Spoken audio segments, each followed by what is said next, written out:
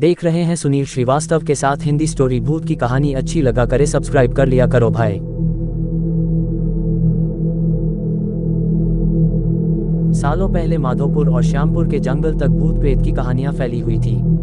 पास के ही गांव के लोग इन्हीं जंगलों में अपने जानवर चराते थे, लेकिन भूत के डर से शाम होने से पहले लौट जाते थे। एक दिन राजीव भी उसी जंगल में अपनी बकरियों के लिए घास लेने के लिए गया था। अक्सर काम से जी चुराने वाला राजीव मजबूरी में जंगल आया था, इसलिए उसका मन घास काटने का बिल्कुल भी नहीं था। जंगल में आसपास उसने देखा कि घास नहीं है, क्योंकि सारी गाय बकरी घास खा गई थी। अब वो मरे मन से आगे बढ़ने लगा। जाते जाते वो करीब जंगल के बीच में पहुंच गया था।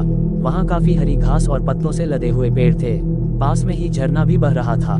ये सब देखकर राजीव को और आलस आ गया। उसने सोचा कि कुछ देर पत्थरों पर बैठकर आराम कर लेता हूँ।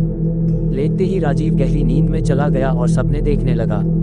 सपने में ही राजीव जंगल का रास्ता भूल गया था और उसने एक अजीब से आदमी को भी देखा। आदमी की शक्ल इतनी डरावनी थी कि राजीव की नींद खुल गई। डरा हुआ राजीव एकदम उठा और बकरियों के लिए घास काटने लगा। भले ही वो घास काट रहा था, लेकिन उसके जहन से सपने वाले उस डरावने इंसान की शक्ल जा ही नहीं रही थी। राजीव घास जल्दी जल्दी काट रहा था, क्योंकि सूरज लगभग ढलने ही वाला था। उसने कुछ देर बाद दो लोगों की आवाज सुनी। वो दौड़ता हुआ उस आवाज की तरफ बढ़ने लगा। उनके पास पहुंचकर राजीव कहने लगा कि मुझे मेरे गांव जाने का रास्ता बता दीजिए। उसकी बात सुनते ही वो दोनों वहां से एकदम गायब हो गए। उन्हें एक कदम से गायब होता देख हैरान राजीव बेहोश हो गया। कुछ देर बाद जब राजीव को होश आया तो उसने अपने सामने वही सपने वाला डरावना आदमी देखा। उसकी आंखें लाल रंग की थी और दांत बाहर को निकले हुए। किसी तरह से खुद को संभाल कर राजीव वहां से पागलों की तरह दौड़ने लगा। उसी वक्त एक भालू उससे टकरा गया। उसने ऐसा झपटा मारा राजीव पर कि वो नीचे गिर गया। तभी भालू भी आदमी की शक्ल में आ गया। वो भी अजीब और डरावना था। हाथ टेढ़े मेढ़े, होंठ कटे हुए और पैर उल्टे थे। इधर जंगल में फंसे राजीव को कुछ समझ नहीं आ रहा था कि उसके साथ क्या हो रहा है। उधर उसके घर वाले परेशान हो रहे थे। रात के 10 बज चुके थे, लेकिन राजीव घर नहीं लौटा था। उसका भाई उसे ढूंढने के लिए जंगल की तरफ निकल गया। राजीव का भाई एक पैर से ठीक से चल नहीं पाता था, इसलिए मदद के लिए उसके माता पिता के साथ ही गांव के कुछ लोग भी निकल पड़े।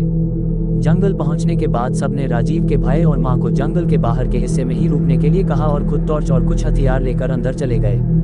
करीब 3 से 4 घंटे तक सबने जंगल के चारों ओर उसे ढूंढा, लेकिन वो कहीं नहीं मिला। बस अब जंगल का अंदरूनी और घना हिस्सा ही बचा था। रात के 4 बज रहे थे, इसलिए सबने सुबह होने का इंतजार करने का फैसला लिया और कुछ देर जंगल में ही बैठ गए। सुबह होते ही सब आगे बढ़े और राजीव की तलाश शुरू की, लेकिन वो कहीं भी नहीं मिला। सब थक हार कर अपने अपने घर लौट आए। राजीव किसी एक कोने में भूख प्यास से तड़पता हुआ पड़ा था। उसे इतना होश भी नहीं था कि वो कहाँ है। राजीव का परिवार भी 3 दिन से उसकी याद में परेशान थे। राजीव के भाई के मन में हुआ कि वो पक्का कहीं मुसीबत में ही होगा। अब मुझे भगवान को याद करना चाहिए। उसने तुरंत नीम के पेड़ के नीचे गड्ढा खोदना शुरू कर दिया। भाई लौटेगा कहते कहते किसी तरह से उसने गड्ढा खोद लिया। अब रोज सुबह वह उस गड्ढे में जल और दूध चढ़ाता था। उसका मानना था कि उनके देवता उसी नीम के नीचे ही रहते हैं। वो रोज सुबह उसी पेड़ के पास बैठ जाता और उसे कोई भी उठाने के लिए आता तो उसे धक्का मार देता था। नीम के पेड़ के नीचे बैठकर राजीव का भाई बस यही कहता था कि मेरा भाई आएगा, उसे मेरे भगवान लेकर आएंगे। राजीव के न मिलने और उसके बड़े भाई की ऐसी हालत देखकर गांव वालों ने एक भगत को बुलाया। उन्होंने कुछ देर ध्यान लगाकर सबको बताया कि राजीव जिंदा है और वो कल घर आ जाएगा। उसकी मदद करने के लिए खुद भगवान जा रहे हैं। कुछ दिनों बाद राजीव किसी की साइकिल में बैठकर घर सही सलामत लौटकर आ गया। उसका शरीर इतना कमजोर था कि उसे अस्पताल में भर्ती करना पड़ा। करीब 3 बाद उसकी तबीयत ठीक हो गई। अब राजीव के भाई ने पूछा कि तुम्हें क्या हुआ था और किस तरह से तुम बचे। राजीव ने बताया कि उसे जंगल में भूतों ने घेर कर रखा हुआ था। वो ऐसे खतरनाक दिखते थे कि याद करते ही डर लगता है। आवाजें भी अजीब अजीब सी निकालकर मेरे चारों तरफ नाचते रहते थे।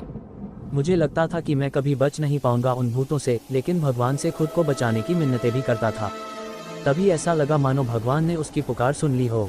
उस दिन घोड़े के पैरों की आहट और उसके हिनहिनाने की आवाज आई। सभी भूत ये सुनकर शांत हो गए। घोड़े पर एक आदमी भी सवार था। उसके हाथों में तलवार थी। उसे देखते ही सारे भूत भागने लगे। वो अपनी तलवार से एक एक को मारते हुए आगे बढ़ रहे थे। फिर उस घुड़सवार ने मेरी तरफ देखते हुए कहा कि मैं तुम्हारे लिए ही आया हूँ। अब किसी तरह की चिंता मत करना, सुबह होते ही तुम्हें कोई न कोई लेने आ जाएगा, अभी तुम आराम करो। राजीव ने आगे कहा कि उनकी इतनी बात से ही दिल को सुकून मिल गया था। वहाँ से सारे भूत भी भाग चुके थे, इसलिए मैं बिना किसी डर के सो गया। सुबह जैसे ही मेरी आंख खुली तो वहाँ एक साइकिल वाला इंसान था। उसने मेरी तरफ हाथ बढ़ाकर कहा कि तुम्हारा घर कहाँ है, बता दो, मैं तुम्हें वहाँ पहुँचा दूंगा। उसके बाद वो मुझे घर ले आया। कहानी से सीख, भगवान पर अटल विश्वास हो तो वो भक्त की मदद करने के लिए किसी न किसी रूप में जरूर आते हैं।